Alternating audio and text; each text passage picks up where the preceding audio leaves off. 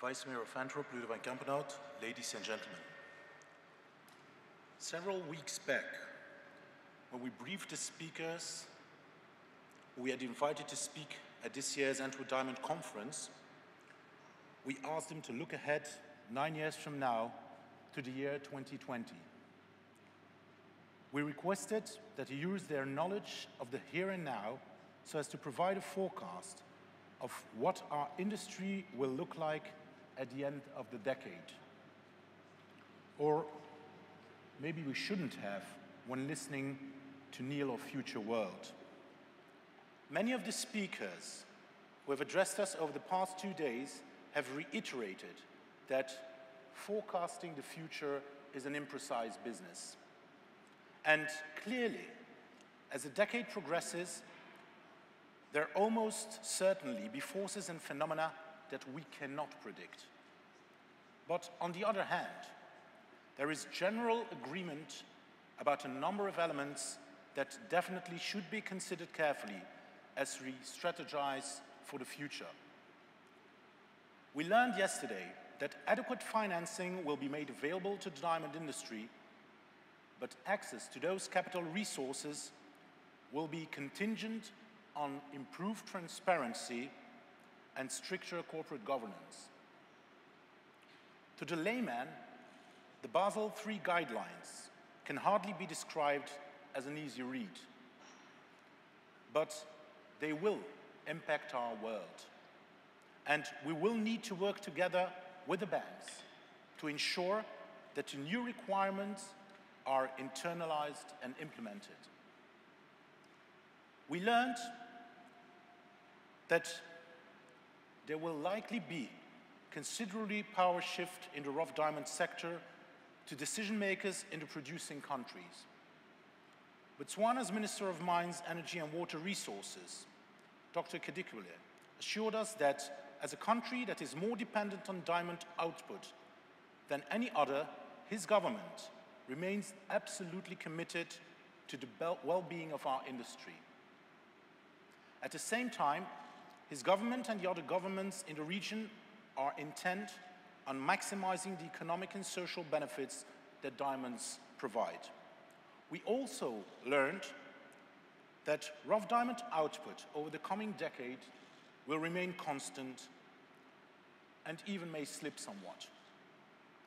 Indeed, short of a discovery of one or more deposits that could lead to the development of a major diamond mine, this trend of flat growth could continue well beyond 2020.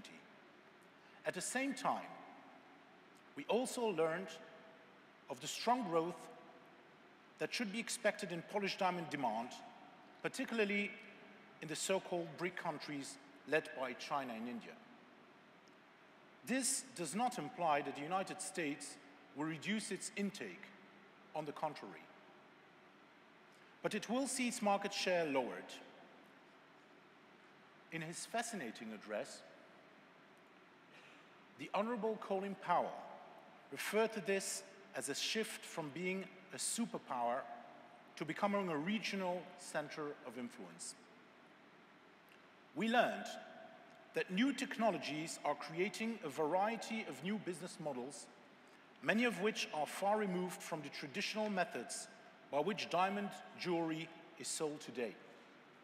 The internet, smart systems of communication and social networks all broaden our geographic reach, but at the same time, make the marketing process more personal. As we were told, there are no longer consumers, only customers. As I noted when I spoke yesterday, the one certainty in life is change, but there are constants. The one is the diamond, which I can say with absolute certainty will be the product that we will be selling in the year 2020. At AWDC, we are acutely aware of the shifting sands of the business environment, and we're about to embark upon a program that is designed to ensure that we maintain our leading role in industry into the third decade of the 21st century and beyond. ladies and gentlemen, this conference is part of that forward-looking mindset. And its spiritual parent is AWDC's president, Nishit Parikh, or Bali, as he's known to many of us. It's been a privilege working together with him over the past several months as we have put this event together. It's my great pleasure to invite Bali to the podium.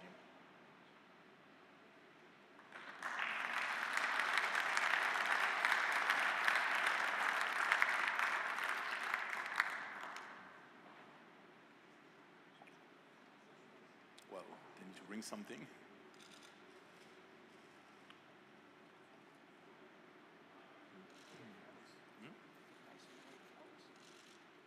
Chocolate's good for me.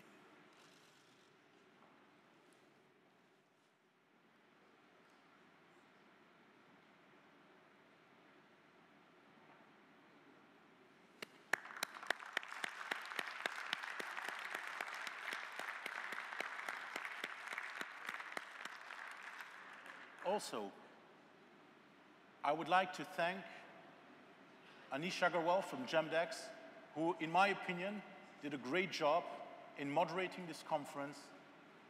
You were the right choice from the start. Thank you very much, Anish.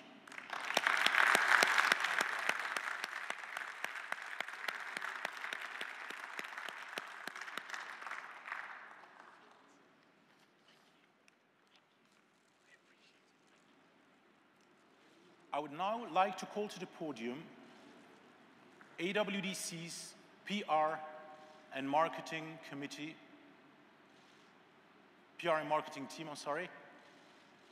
Anne Vermeeren and her team, could you please come forward?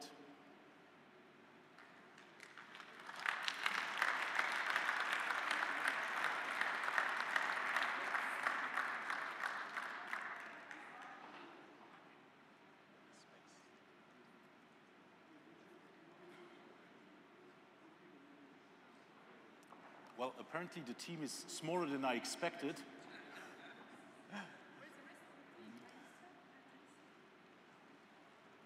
Well,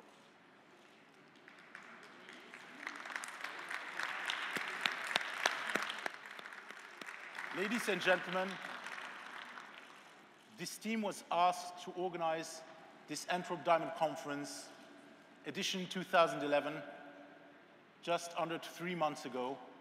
And I'm really proud of the team I've got the honor to lead because, ladies, you did a great job. Thank you very much.